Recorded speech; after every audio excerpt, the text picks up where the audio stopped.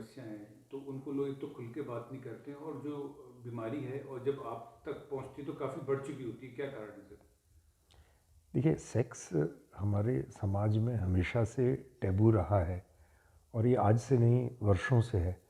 तो थोड़ी जागृति तो हुई है इन पिछले कुछ सालों में, लेकिन कुल मिला के एक जो इसको लेकर के, सेक्स को लेकर के एक तरह की मानसिक कुंठा या एक हेजिटेशन जो लोगों के मन में है, वो पूरी तरह से इतनी जल्दी तो ख़त्म होगा नहीं। और दूसरी बात यह है कि लोग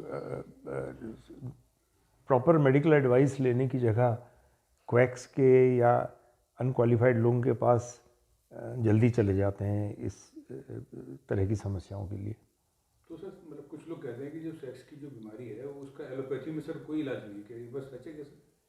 नहीं, अनफॉर्चुनेटली यही समस्या है कि इन चीज़ों के बारे में सही जानकारी बहुत कम है और भ्रांतियाँ बहुत ज़्यादा हैं। सच बात तो ये है कि एंड्रोलॉजी एक पूरी मेडिकल स्पेशलिटी है जो ईडी या इरेक्टाइल डेफिशिएंसी या इम्पोर्टेंस जैसी चीज़ों के लिए ही डेवलप हुई है। और जो क्वालिफाइड डॉक्टर्स हैं, हमारे यहाँ जो यूरोलॉजी की स्पेशलिटी है, वो पर्टिकुलरली इसी चीज़ को डील करती है। और मैं समझता हूँ कि 90% से ज़्यादा, बल्कि आई वुड से 99% जो इरेक्टाइल डेफिशिएंसी की समस्याएं हैं, इनका समाधान किसी न किसी प्रकार से मेडिकल ट्रीटमेंट से या इवन सर्जिकल ट्रीटमेंट से हो सकता है, किया जा सकता सर ये सेक्स की जो बीमारी है ये किसी बीमारी से उत्पन्न होती है कि ये नेचुरल कोई ऐसी रोग होता है जो ऑटोमेटिकली उत्पन्न होता है, जैसे कि डायबिटीज़ है, या फिर मानसिक कोई दबाव है, या फिर उसको मतलब शराब या उसको लेके कोई लेके बीमारियाँ पैदा होती हैं इससे? है। देखिए, दो तरह से होती है ये जो इसको इम्पोर्टेंस कहें तो, एक होती है साइकोजेनिक और एक होती है ऑर्गेनिक। तो साइकोजेनिक वो होती है कि जब आपका शरीर स्वस्थ है, कोई बीमारी नहीं है, लेकिन स्ट्रेस की वजह से या मन में, दिमाग में टेंशन ज़्यादा होने की वजह से ये डेवलप हो जाता है और जनरली ये टेम्परेरी होता है। तो इसको अगर ठीक से हैंडल करें with some psychotherapy and some medicine, तो इसको आसानी से ठीक किया जा सकता है। और ज़्यादातर यंग लोगों में और स्पेशली न्यूली मैरिड कपल्स में यही ज़्यादातर समस्या होती है और इसका समाधान मुश्किल नहीं है और हम बहुत रेगुलरली इसका इलाज करते हैं। दूसरा ग्रुप है ऑर्गेनिक, या जो बीमारी के कारण इरेक्टाइल डेफिशिएंसी होती है, और ये है जिसमें इलाज की आवश्यकता है। ओबेसिटी, डायबिटीज़, हाइपरटेंशन, डिसलिपिडीमिया, ये वो बीमारियां हैं, या हार्ट डिजीज़, ये वो बीमारियां हैं जिनमें ऑर्गेनिक इम्पोर्टेंस हो सकती है। और एजिंग, क्योंकि आफ्टर 60 या 65 अब शरीर में हार्मोन्स का प्रभाव बदलने लगता है, एंड्रोजन्स या टेस्टोस्टेरोन शरीर में धीरे धीरे कम होने लगता है। तो फिर एक एज पर आकर के फिर स्वाभाविक प्राकृतिक रूप में इम्पोर्टेंस या इरेक्टाइल डेफिशिएंसी डेवलप होने लगती है।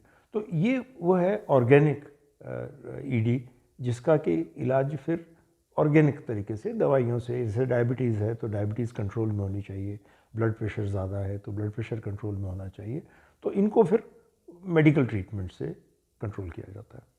अगर हम सेक्स की अगर हम बात करें तो जो इसके जो जब किसी इंसान को ये बीमारी हो जाती है और हम एलोपैथी डॉक्टर से शुरुआत करें तो कहीं उनके कहीं उस पर लिखा नहीं होता है कि यहाँ गुप्त रोग का इलाज होता है, पर जबकि जो आयुर्वेदिक जो होम्योपैथी के डॉक्टर हैं वो हर जगह सर अपने पोस्टर्स लगाते हैं, और बसों में, ट्रेनों में, और आपके सोशल मीडिया पे लगाते हैं, इस तरह के विज्ञापन आते हैं कि आपको इस तरह की शिकायत हो तो आप यहाँ मिलें।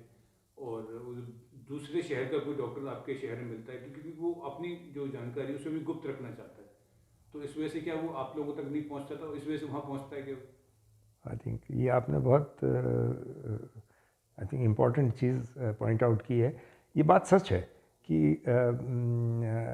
हम लोग इस चीज़ को एडवर्टाइज नहीं करते हैं।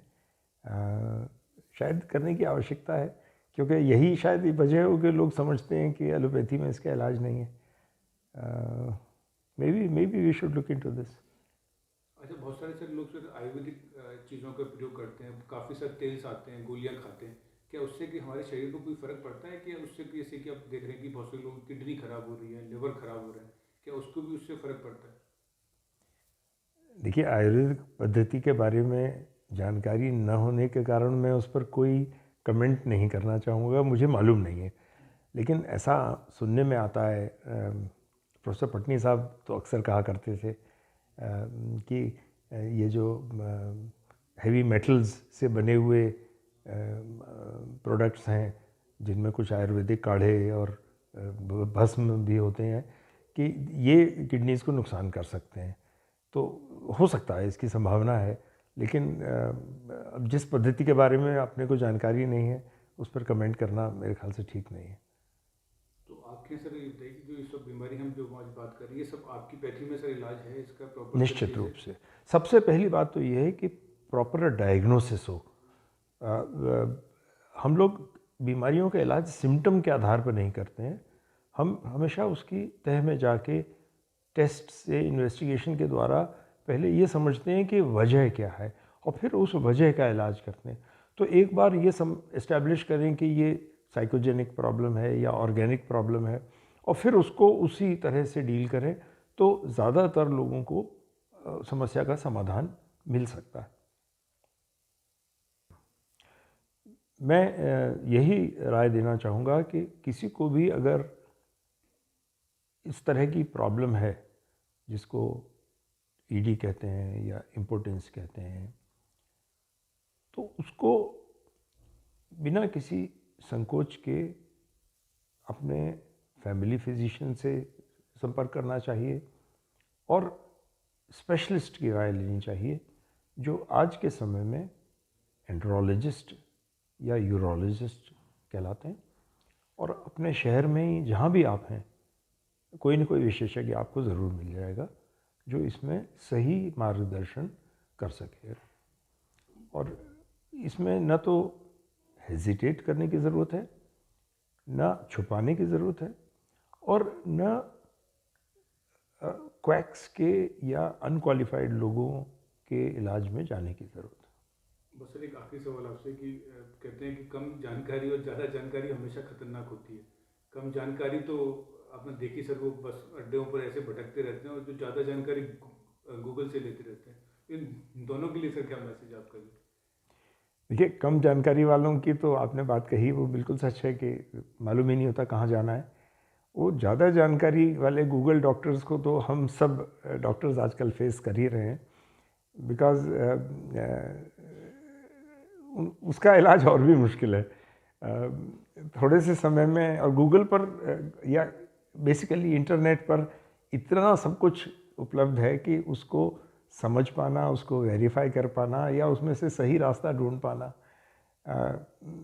हर एक के लिए संभव नहीं है। और आज की जो टेंडेंसी है कि कुछ भी नेट पे पढ़ के और विशेषज्ञ बन जाना, मैं नहीं समझता कि कितना वैलिड है वो।